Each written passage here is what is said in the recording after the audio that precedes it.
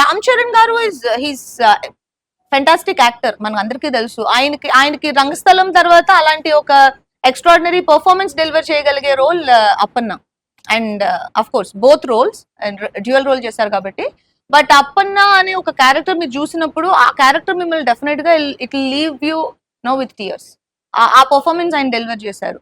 అందరికి రెండు beautiful characters అండి, రెండు బాగా ప్లే చేసిన క్యారెక్టర్స్ రామ్ చరణ్. యాక్చువల్ గా శంకర్ సార్ హీస్ వెరీ ఏమంటారు, మనకే ఉంటుంది అది. హీస్ వెరీ, ఆయన చాలా నార్మల్ గా ఉంటారు. ఆయన మొత్తం కాన్సన్ట్రేషన్ అంతా ఈ షాట్ సరిగా రావాలి దాని మీదే ఉంటుంది. ఆయన పెట్టే ఎఫర్ట్స్, ఆయన పెట్టే ఇంట్రెస్ట్ ఉంటుంది కదా, చూసినప్పుడు మనకు కూడా పెట్టాలని అనిపిస్తుంది.